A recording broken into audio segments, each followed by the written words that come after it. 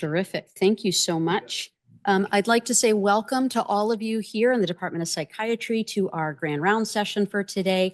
I know we have a large volume of people in the room. I will manage crowd control.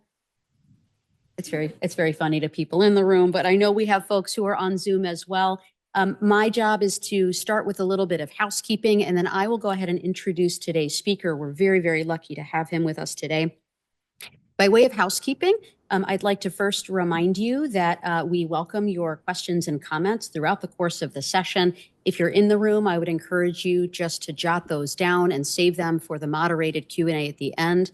I will navigate making sure everybody has a chance to share their questions. And if you're online with us, you can go ahead and use the Q&A function for a discussion at the end with Dr. Innis. The second housekeeping item is that we will have an evaluation that gets released to you both by QR code if you're here in the room, as well as emailed out for those of you who registered and are participating online. That evaluation really has two main functions. One is to provide feedback about the session. The other is to ensure that you receive continuing education credit. So please do complete the evaluation for both reasons. And now, Dr. Innis, without further ado, I'm going to be doing your introduction. I know Dr. Lozano was very eager to welcome you as well, so I'm going to welcome you on behalf of both of us. So our speaker today is Dr. Robert Innis, who is the chief of the molecular imaging branch at the NIMH and the National Institutes of Health. He obtained his bachelor's from Yale and his MD and PhD in pharmacology from Johns Hopkins University, and completed his psychiatry residency at the Yale School of Medicine. Over the course of his distinguished career, Dr. Innis has pioneered the use of positron emission tomography. For those of us who are not PET scan oriented, that's the PET, neuroimaging to elucidate the pathophysiological mechanisms associated with neuropsychiatric illness in order to develop or enhance treatments. Many of the novel radioligands he developed are now widely used internationally because they're measurably better than the older ligands, or are the first to successfully image a particular target. I don't understand actually a word I'm reading, but this comes from Dr. Innis, so I have to believe that you will explain to us all the things that it means in your talk today. In addition to helping develop, evaluate, and share PET radioligands, Dr. Innis's innovative and impactful studies of pathophysiology in psychiatric and neurological disorders have fundamentally altered neuropsychiatric imaging. His most seminal discoveries include developing a radioligand approved for clinical use to image dopamine transporters in suspected Parkinson's disease, demonstrating that exacerbations of schizophrenic psychosis are directly linked to dopamine release, developing a radioligand used worldwide to monitor neuroinflammation, and using the feedback phosphorylation of PDE4 to show that depression is associated with low CAMP signaling, which is reversed with antidepressant therapy. He's also worked tirelessly to advance the field. This includes leading an international effort to establish crucial standards of consensus nomenclature published in 2007, spearheading an international effort to establish standards for the content and format of PET data for publications and repositories in 2020, and directing a BRAIN initiative 2021 to 2026 to establish a PET brain archive to meaningfully share data. So without further ado, I'm very excited to hand over the microphone and the camera, the image that you see, to Dr. Innis for our session for today. Thank you so much. Thanks very much for that introduction. And can you see my slide? Looks good. Okay, good. Okay, thanks for the introduction, and I hope that I'm able to communicate my genuine excitement for developments in positron emission tomography for oncology, neurology, and with a little bit of dry humor, even psychiatry. With regard to conflicts of interest, financially I have none, but for full disclosure, I do seek to recruit a PGY4 resident or clinical fellow, that is post-residency, and I'll mention that at the end of my talk. So exciting developments for PET and oncology, neurology, and even psychiatry. The points that I'm going to communicate today is that specific targets, specific proteins, have FDA-approved PET radioligands for diagnosis. This includes radioligands for prostate-specific membrane antigen, PSMA, used in the diagnosis of prostate cancer, and also beta amyloid and tau protein, which are accumulated in the brains of patients with Alzheimer's disease.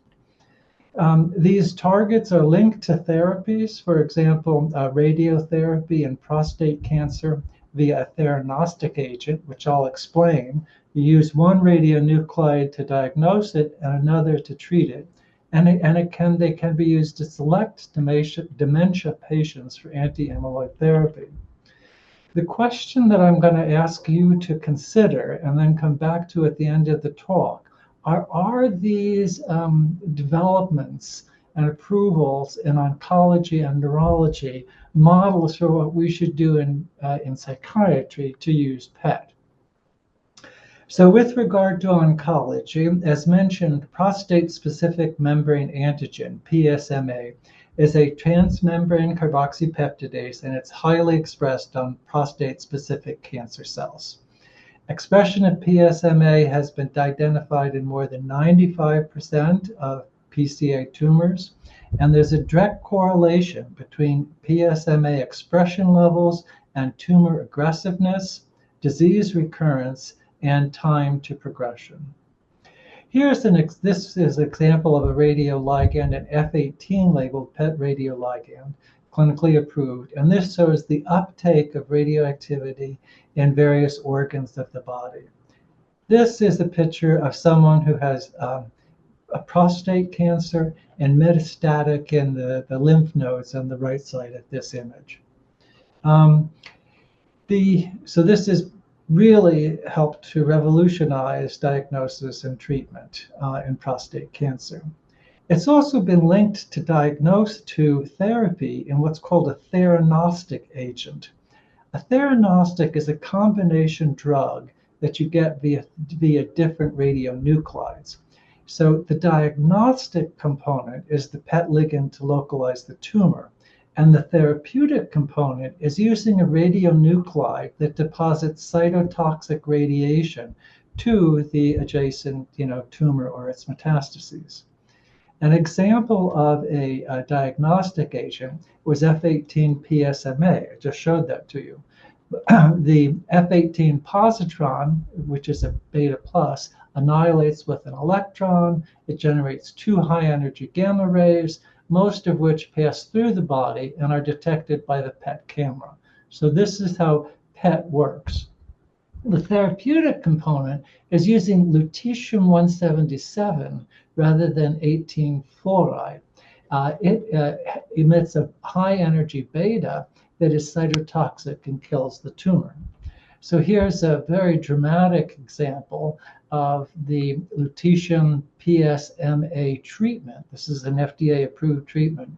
So for an individual who had widespread metastasis throughout the body, had 4 cycles of the theranostic agent 177, and it just disappeared there. So this is really just dramatic, and it's a big improvement for prostate cancer. Another example in oncology is PET imaging of paragangliomas. The most well-known of the paragangliomas is a pheochromocytoma, which is a primary tumor arising from adrenal medulla. And these has high expression of catecholamines, epinephrine, norepinephrine, and dopamine. Well, it just also happens that these tumors overexpress somatostatin receptors. So similar to the prostate cancer, it can be localized by a radioligand binding to PSMA. The same can be true for pheochromocytomas using a radioligand that binds to somatostatin receptors. Here's an example of that, and let me put on my pointer here. So this over on the right-hand side is the tumor itself. Then this is the somatostatin receptor, SSTR, and then a a drug has been created that binds with very high affinity and selectivity. This is the TATE, T-A-T-E, and it binds to the somatostatin receptor. There's a linker, DOTA, and then the radioactive nuclide is shown here. Lutetium for therapeutic purposes, gallium-68 for diagnostic purposes. And here's an example of a gallium-68 that's diagnostic, detects the metastases in pheochromocytoma. And these metastases were not seen on other PET scans like the glucose scan FDG or the fluorodopa scan. And it is now approved and used for diagnosis and localization of primary and metastatic tumors in paragangliomas.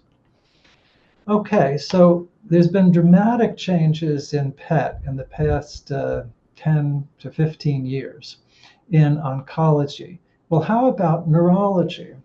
Well, this article, published in 2004, looks at PET radioligand that binds to amyloid in mild cognitive impairment, MCI, and in Alzheimer's disease. So the more binding is shown by red and yellow. So this is a normal control on the left, normal control with a little bit of memory, and then mild cognitive impairment, a precursor syndrome to Alzheimer's disease. And you can see that even in mild cognitive impairment, there's a huge deposition of amyloid in these patients. I might mention that this was the first publication, and this was approved by the FDA in 2012, in just 8 years. So diagnostic agents can be approved far more quickly than can therapeutic agents. And this is a real advancement, because if you don't have amyloid, you don't have Alzheimer's disease. It is required for the diagnosis to have Alzheimer's disease. Well, this has also therapeutic implications. Here's the first article showing a disease-altering treatment in Alzheimer's disease, 2023. They treat the individuals with an antibody that binds to amyloid and some mechanisms that I don't understand. It removes the amyloid from the brain. The slows progression by 6 to 12 months, and that's actually significant. But there are significant side effects of bleeding and edema in the brain that does require an annual MRI. But this is used then to identify those individuals who would have the anti-amyloid treatment. Okay, so the major developments in PET in neurology include that there are PET radioligands approved for tau and amyloid, and they're diagnostic to use to assess who will go into therapy. PET radioligands are being tested now for alpha-synuclein, which is a protein which accumulates in Parkinson's disease. And so you must have alpha-synuclein, this misfolded protein, to have the diagnosis of Parkinson's disease. So these are truly exciting, clinically impactful treatments and use of PET in oncology and neurology. Is that a path for what we do in psychiatry?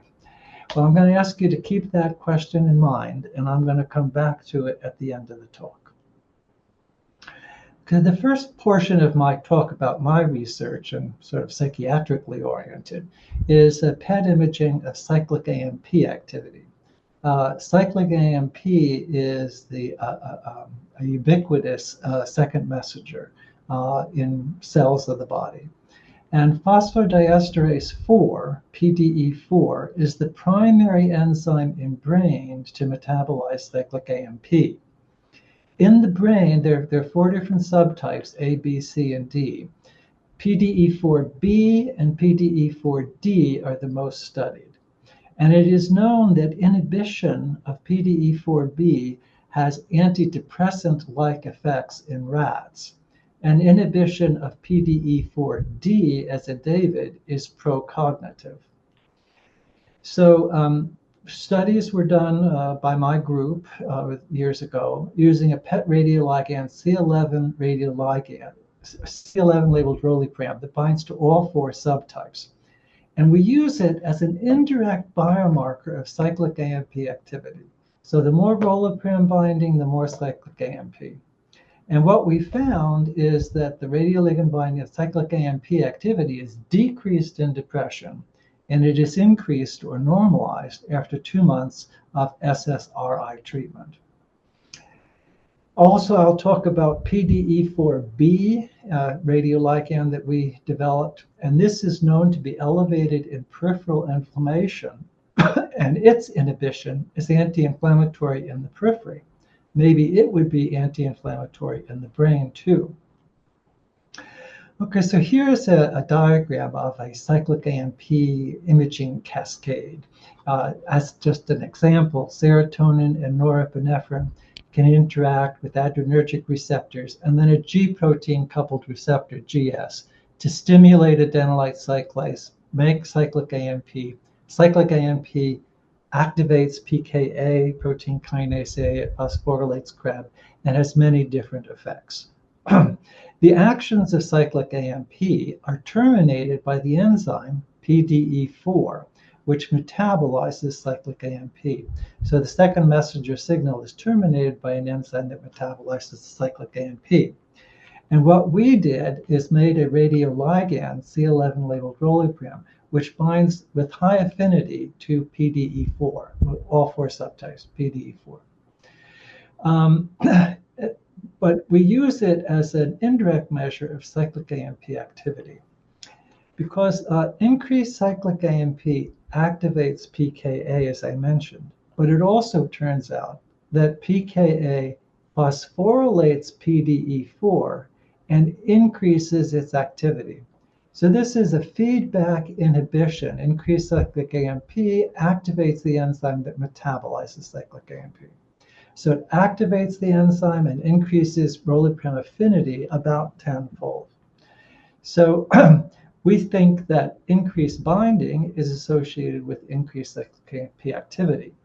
To demonstrate that in a rat, this is a coronal image of a rat brain, and we injected a PKA activator. So it should phosphorylate PDE4 and increase its activity and increase binding. And sure enough, that's exactly what we found. On the side of the brain that was injected, there's an increased radioligand binding. And you might say, oh, well, that's just due to increased blood flow or something. But no, we also had the inactive enantiomer, S-roloprem, and it shows the same uptake on both sides of the brain. So we did this for a PKA activator. We also gave it for a PKA inhibitor and found the appropriate actions, showing that the binding is correlated with cyclic AMP activity itself via PKA phosphorylation.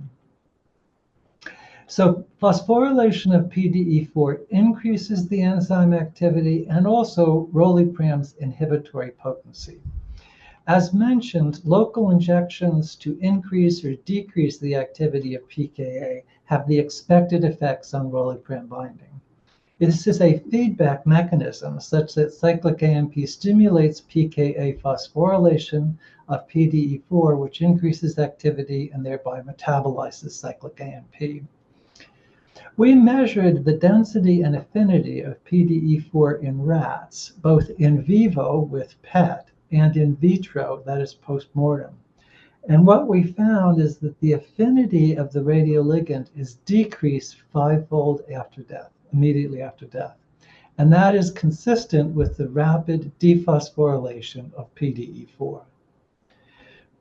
So if you wanted to do a study to measure cyclic AMP activity or measure the activity of PDE4 with a radio-labeled roloprem, PET provides a unique way of doing so because you can't do this post-mortem because the enzyme is rapidly dephosphorylated, inactivated. So the study that I'm going to show you in human subjects to measure the activity level of the PDE4 cannot be done post-mortem because the enzyme is dephosphorylated rapidly after death. To see, though, whether we can see a similar sort of an effect of increased cyclic AMP and increased binding, we looked at a rare McCune-Albright syndrome, which is a rare mosaic genetic disorder of the GS alpha protein. And in those affected portions of the organs, because it's mosaic disorder, there's increased cyclic AMP because of this mutation in GS alpha. And what we found is that, as predicted, there's increased rologram binding in these patients with the McCune-Albright syndrome. One of the most prominent disorders in these individuals is a marked growth, a fibrous dysplasia of the bones. And what we found is that this increased binding is shown here in the affected regions of the bone. We also did F18 sodium fluoride. Sodium fluoride is used to measure increased turnover of bone. Fluoride is taken up into actively remodeling bone. And it's in those areas that we have the fibrous dysplasia where there's the increased rologram binding. So this shows that in human subjects, you can get the expected effect. When there's increased cyclic AMP activity, there's increased rologram binding. Okay, so we studied then a group of patients with major depressive disorder. These were unmedicated patients during a major depressive episode, and they had a global 18% decrease of rologram binding in the brain, globally throughout the brain, compared to healthy subjects. And this is consistent with the theory that I learned in medical school, that depression is caused by low cyclic AMP signaling. Wouldn't be surprised if it's one of the causes. It's not the only cause, that's for sure. And then the subjects were treated with SSRI for 2 months, and the binding increased by 12% in those 23 patients who completed it. So this is consistent with numerous animal studies, which have shown that chronic antidepressant treatment, meaning 2 months, upregulates the cyclic AMP pathway. So this suggests that PDE4 is a therapeutic target in depression, and I can also say also in dementia. So if depression is associated with those low cyclic AMP activity, then you might be able to treat depression by inhibiting PDE4, inhibiting the metabolism, increasing the cyclic AMP, and treating the depression. Well, there are various subtypes that were subsequently discovered of PDE4, A, B, C, and D. And inhibition of 4B has antidepressant effects in animals, as one would expect. The D, it turns out that inhibition of the 4D is pro-cognitive. The problem, so drug companies were aware of this and the cyclic AMP theory of depression. And in the late 80s and early 90s, Pfizer developed Rolipram, this radioligand that I was telling you about, which inhibits all 4 subtypes as an antidepressant. And they tried it in patients during a major depressive episode, and it had, let's say, modest effects, quick effects. But there was severe dose-limiting side effects of nausea and vomiting. And it's subsequently learned that probably that nausea and vomiting is caused by inhibition of PDE4D. Okay, so we developed radioligands that were selective for 4B and 4D, and I'll tell you about those studies here now. So this is the PDE4B radioligand in uptake in monkey brain, this coronal image that's shown here. And then we can, this radioligand binds maybe 1% of the enzyme, but then we can block it with pharmacological doses of PDE4 inhibitors, as shown here on the, now in this case we use a non-radioactive compound. And you can see that there's high uptake down here in the brain at baseline conditions, and the blocks a huge amount. So this is suggesting that more than 80–90% of the radioligand in the brain is bound to the enzyme PDE4B, inhibition of which has antidepressant effects in animals. Okay, we extended this to human subjects, and as in the monkeys, there's a widespread distribution, but the highest uptake in the thalamus, which is at the crosshairs. So how might we use this radioligand for PDE4B? There will be several, but I'll give you one translational example. And that is this study published, I guess, last year. PET imaging in rat brain shows opposite effects of acute and chronic ethanol exposure on PDE4B, an indirect biomarker of cyclic AMP activity. The key findings from this were that acute administration of ethanol increased radioligand binding within 30 minutes, normalized by 6 hours. The chronic administration over a couple of months of ethanol to rats decreased the 4B binding at 5 hours, measured at 5 hours after the last administration of ethanol, and it normalized within 3 to 14 days. So here are some of the data used for that. Probably easiest seen over here. Acutely in rats, you give the ethanol IV, and there's a big increase in the radioligand binding, presumably caused by increased cyclic AMP activity.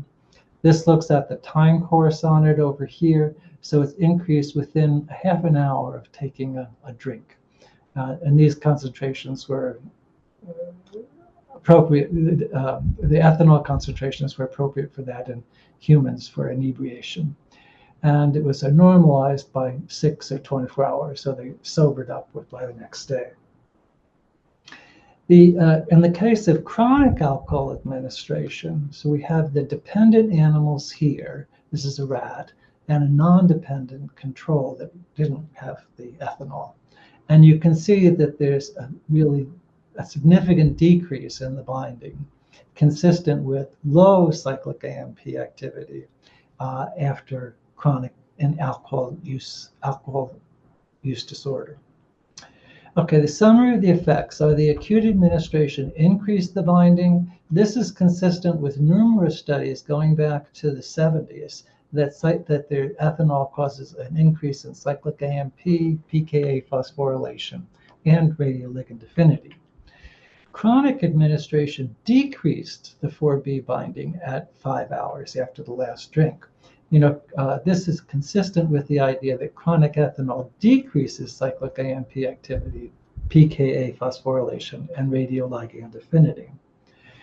So this is showing that the PET can measure the known effects on cyclic AMP. The implication of this is that, well, if in alcohol use disorder there's low cyclic AMP, we may be able to treat the disorder by inhibiting by PDE4B, increasing the cyclic AMP activity. And in fact, there was maybe 2 years ago a trial of a PDE4 inhibitor, a non-selective inhibitor. So it has the nausea and the vomiting from the 4D, and it decreased the amount of drinking in non-treatment seeking alcohol use disorder patients. Okay, so what we're doing now is we're doing exactly that same study in human subjects. So to show you what we did in the rats, in the healthy rat here, there's normal binding. After chronic alcohol, we see decreased binding associated, we think, with decreased cyclic AMP activity. We're currently doing a study in which we look at patients who come into the hospital for withdrawal, and we're measuring them shortly. We're doing the binding shortly in the first week of a 4-week withdrawal and during the last week. And in alcohol use disorder, if it's like that in a rat, this will be decreased binding. We're also looking in healthy subjects at the effects of acute ethanol administration, where we expect to see increased activity. And again, the therapeutic implication would be maybe we could use a PDE4B inhibitor to help people during the withdrawal period, or to decrease their drinking if they weren't going for total abstinence. Okay, so would a PDE4B inhibitor help in alcohol use disorder? We're trying to get the data in patients to see whether it makes sense that this is a biomarker to select those individuals who would benefit from the treatment. Another important clinical application of the PDE4B is in peripheral inflammation and potentially in brain inflammation. It is known that there's elevated PDE4B protein in inflammatory cells in peripheral inflammation, and that this elevated PDE4B metabolizes cyclic AMP, and thus numerous peripheral inflammatory disorders have measured low cyclic AMP activity. Pan-PDE4 inhibitors, non-selective ones, are approved, apremilast and roflumilast, are approved to treat inflammation in COPD and psoriasis. The mechanism, although they're pan-PDE4 inhibitors, it's known from other studies that the anti-inflammatory is via inhibition of PDE4B. And then published in the New England Journal of Medicine 2022 and a follow-up in the New England 2025, a preferential PDE4 inhibitor decreases inflammation and prevents progression in idiopathic pulmonary fibrosis. So this was showing that in the periphery of PDE4 inhibitor, increasing cyclic AMP can reverse be anti-inflammatory. This first was a single site study. The second one, which I'll add on, is a multi-site study in which they had hundreds of patients, and they're moving now for approval of this PDE4B inhibitor in this rare disorder called idiopathic pulmonary fibrosis. Well, if can F18 labeled PDE4 detect elevated PDE4B in peripheral inflammation? And the answer is yes, and that's shown here. So in a recently completed study in rhesus monkeys who were infected with tuberculosis, and here are the tubercles marked with the red arrows, and on the CT scan in these monkeys. And then we can see in these, like these two red arrows, that there's a marked increase in the radioligand binding.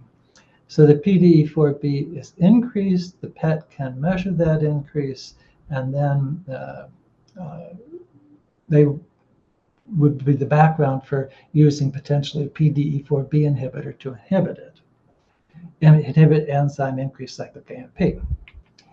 So does the same thing work in the brain? If you have increased PDE4B binding in the brain following inflammation, induced in one side of the brain, in the right striatum here,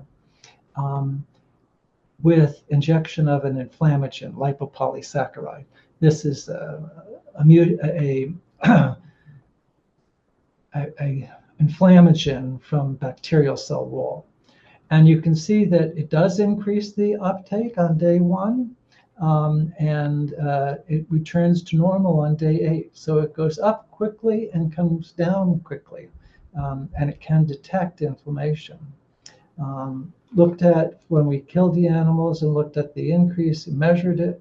The increase was about 2-fold measured post-mortem, but also can be seen on the preliminary in vivo with PET.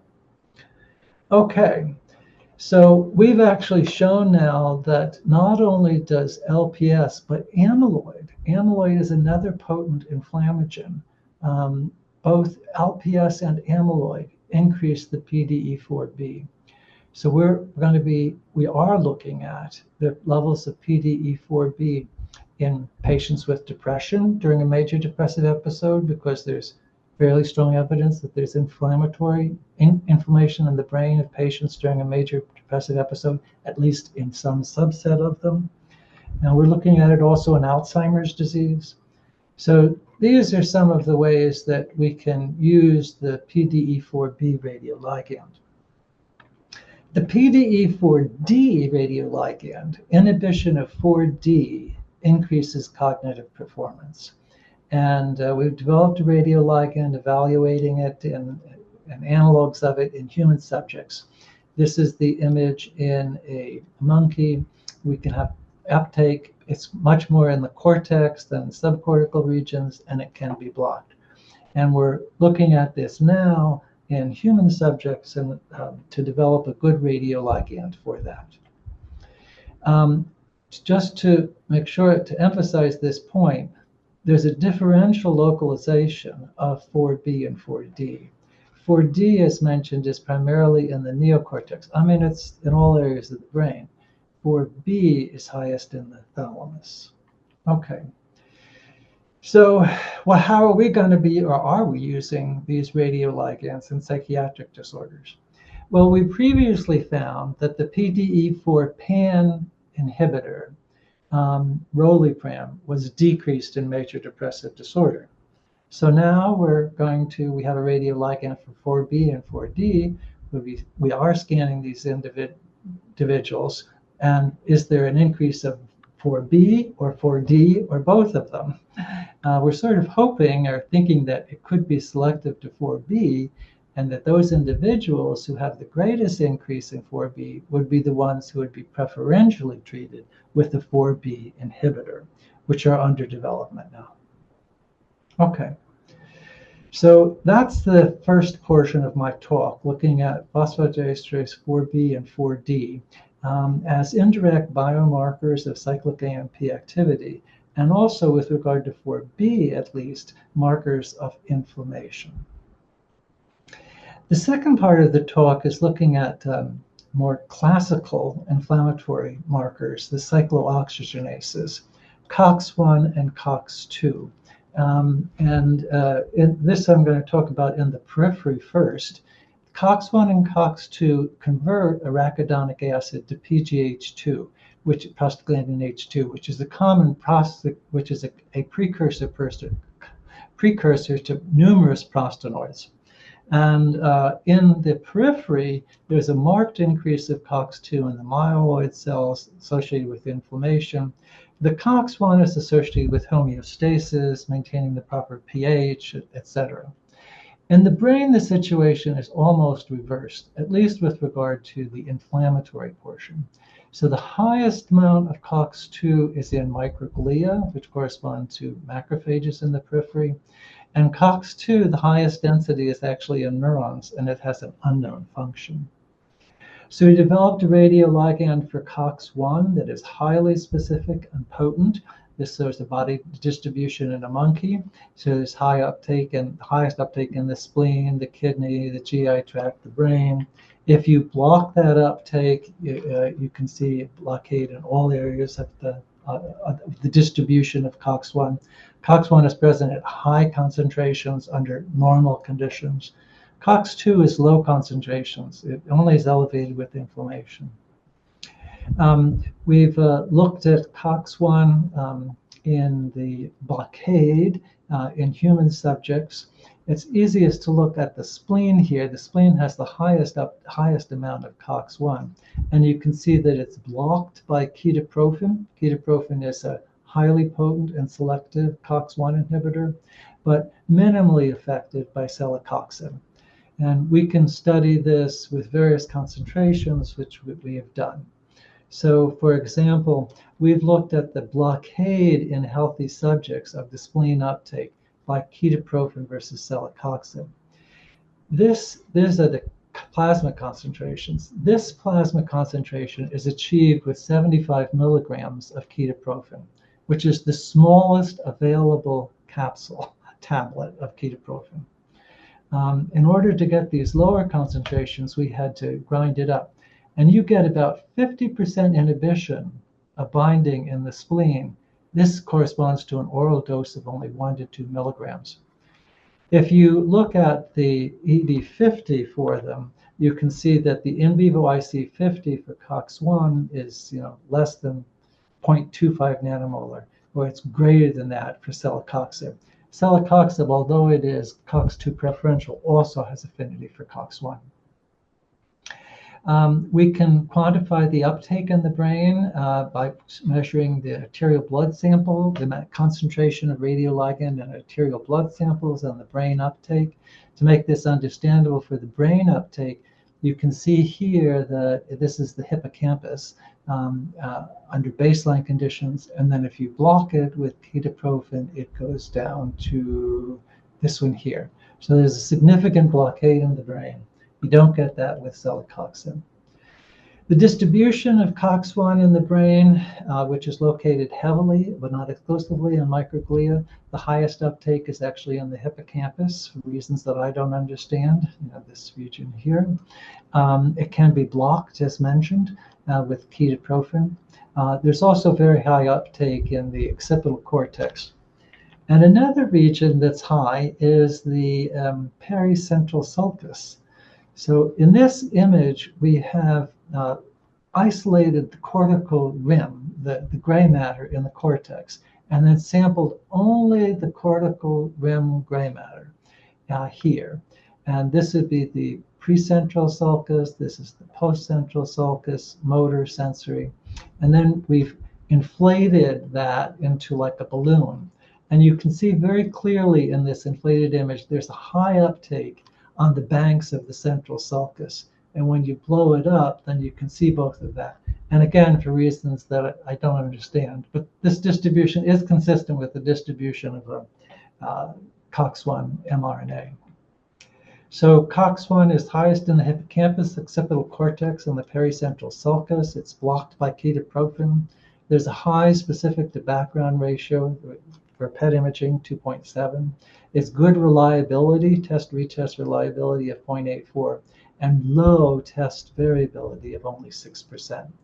So we are now using this. If it's located in microglia, maybe it's a measure of conditions with microgliosis. Inflammation is associated with microgliosis, and studies are underway in like depression and dementia, for example. Okay. The COX-2 was more difficult to develop. Let me check my watch. We're doing okay. COX-2 is present at very, very low concentrations in the healthy body. And it was hard to find any COX-2 specific binding in a healthy monkey. There was one organ, and that was the ovary. So there was high uptake, which could be blocked by celecoxib. It's marked with the arrow here, also seen on the CT image. And this is actually consistent with the distribution of COX-2, which happens to be very high in the ovary. And we, in the brain, in the monkey brain, we couldn't measure any displaceable uptake. So, well, that was sort of expected. In a healthy brain, you wouldn't expect much. So in order to be able to have a signal there, well, we injected the brain right at the spot marked here with the crosshairs with LPS, lipopolysaccharide. And what we found is that COX-2, but not COX-1, was globally upregulated throughout the entire brain on day one after a single LPS injection. And the activity could be blocked by COX-2 compounds. If we did a second injection months later, it led to a localized huge increase, which also could be blocked. Okay, but just to recap, in a healthy monkey brain, we couldn't see anything. So will this radioligand work and measure something in healthy human subjects? What we decided to do was first look at a disorder, in this case rheumatoid arthritis, that we know has increased COX-2 and can be partially treated with COX-2 inhibitors. And that is the affected joints in rheumatoid arthritis. And sure enough, this radioligand did work. So we could show in peripheral disorder that it could measure COX-2 in the periphery and that it could be blocked. We would have had complete blockade if we could go to higher doses. So the radioligand can detect COX-2 when it's present at elevated concentrations, as in rheumatoid arthritis. The big $64,000 question for us is, well, can we measure COX-2 in healthy human brain? And the answer is yes, published just this year. It's relatively low levels of uptake of COX-2 in neurons, primarily in the neocortex, and it can be blocked. We're now just completed a study looking at test-retest variability, and we'll be looking at this in different inflammatory conditions. But we can measure it in the healthy human brain. The thought is that in major depressive episode, it may be increased, at least in a subset of those who have patients with depression have inflammation. So what are the future directions for this COX-1 and COX-2? COX-1 may be a biomarker of microgliosis or inflammation. It's being studied in several neuropsychiatric disorders. COX-2 is a dynamic biomarker. Like in the periphery, in the brain, it can go up quickly and come down quickly. So it should be, we're now seeing, well, if you give an anti-inflammatory treatment, will it go down very quickly? And we expect that will be the case. Okay, a summary. We developed PET radioligands for COX-1, COX-2, PDE4B, and PDE4D. COX-1 may be a biomarker of microgliosis. COX-2 may be a biomarker of active inflammation in the brain and in the periphery. PDE4B can be both a biomarker of cyclic AMP signaling and a biomarker of inflammation. Inhibition is anti-inflammatory in the periphery. And with regard to PDE4D, inhibition of that is pro-cognitive and is also being looked at. Okay, so let's go back to the original question. Are oncology and neurology models for PET in psychiatry? And my answer is not really, because psychiatry lacks the disease-specific biomarkers. As I mentioned, if you don't have amyloid, you don't have Alzheimer's disease, period. So it's a requirement for the diagnosis. We don't have anything like that, let's say in depression. If you don't have X, then you don't have it, for a biomarker. We don't have anything like that. There's a widespread distribution.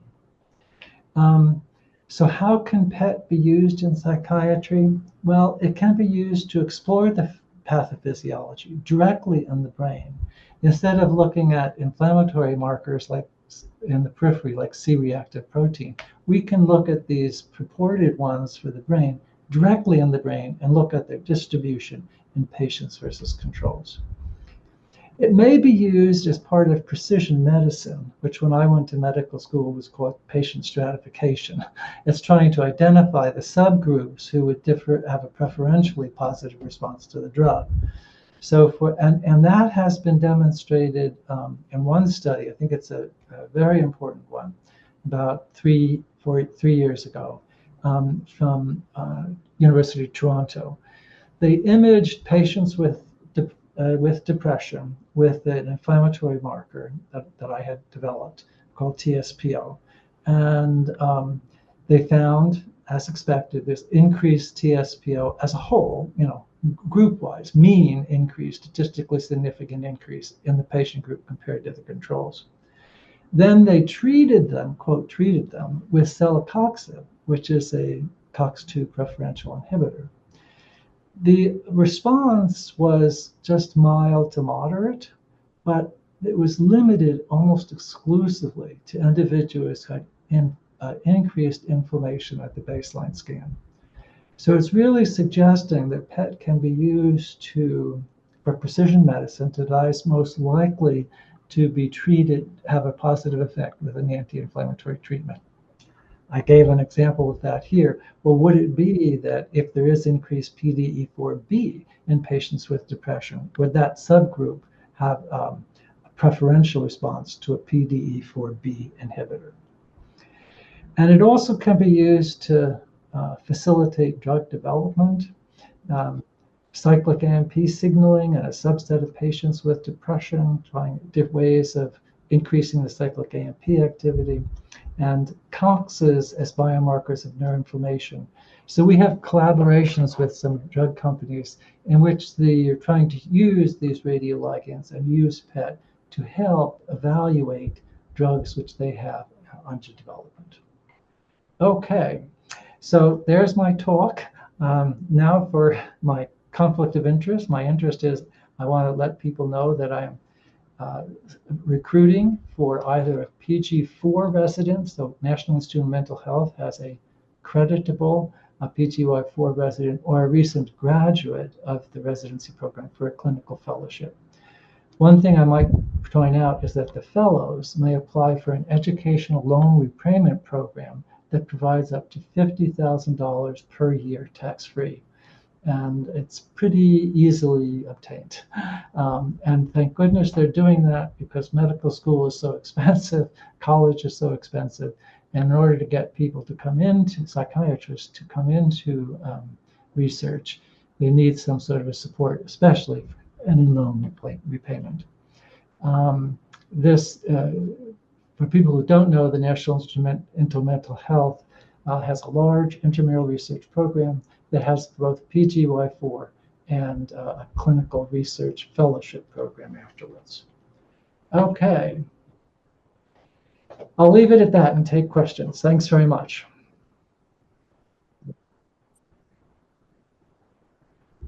Thank you so much, Dr. Innis. Sean, I'm just going to use the handheld. I am looking online to see if we have questions, but I think we have one in the room. I'm staring at two people who might have questions. Do you have a question? Yeah. Okay. All right. Thank you so much. I really enjoyed listening to your talk. I'm Daniel McFarland. And my question, well, I have sort of a statement and a question, I suppose.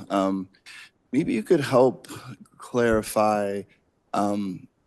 I was thinking inflammation throughout the beginning of your talk and wondering to the extent that the sort of low cyclic AMP activity, is that just, a sort of downstream marker of inflammation, the innate immune system, and so it seems that you have many markers. There's, maybe you could explain sort of the inflammasome and like how that and these markers might kind of overlap with that idea. And of course, using sort of predictive and prognostic markers. I mean, there's so much work to be done here. I could really, see all of that happening. But my big question is, in terms of COX-1 and COX-2, the issue of inflammation leading to neuropsychiatric issues is primarily related to chronic inflammation. And you mentioned that with the PET imaging that you could see COX-2 in acute inflammation. So we know that acute inflammation is not really the big deal, I don't think, in terms of depression and cognitive function. But of course, celecoxib is a COX-2 inhibitor. So, it's sort of the latter part of your talk, you sort of went through COX-1, COX-2 in the periphery and then the CNS, and it seemed to be, so I'm just wondering what you make of that issue, knowing that like celecoxib, the COX-2 inhibitor, and that it has been effective for preventing depressive symptoms and treating depression, yet the data that you're showing is sort of contrary to that. No, well, I disagree. I don't think the data is contrary to that. But you raised many, many questions, and I think the answer to most of them is it's unknown. And we have to keep in mind that the inflammatory system is highly complex, and that there is both a pro-inflammatory and an anti-inflammatory system in the body as a whole. Many different enzymes are involved with it. So it's not going to be that one radioligand fits for all. Just to clarify, though, with the COX-1 and the COX-2, the first initial studies done for an inflammatory biomarker in depression was a biomarker called TSPO, translocator protein, and which is elevated in the brains of animals following injection of inflammagens. Numerous studies have been done, and a meta-analysis with this TSPO shows that there is an increase. Like 6 out of 7 studies were positive for a statistically significant increase as a group for TSPO in major depressive episode versus control subjects. So that is very promising. and could potentially be used to identify a subgroup that would be treated, quote, treated with the anti-inflammatories. But there are deficiencies of the TSPO radioligand, and that's why we have looked for others that might probe for different types of, probe different aspects of the inflammatory or anti-inflammatory system. To be clear, what we're thinking is that COX-2, because it's increased in microglia, and that there would be a microgliosis in depression, we predict that COX-1 would be elevated. We have studies now ongoing to look at that in both depression and dementia.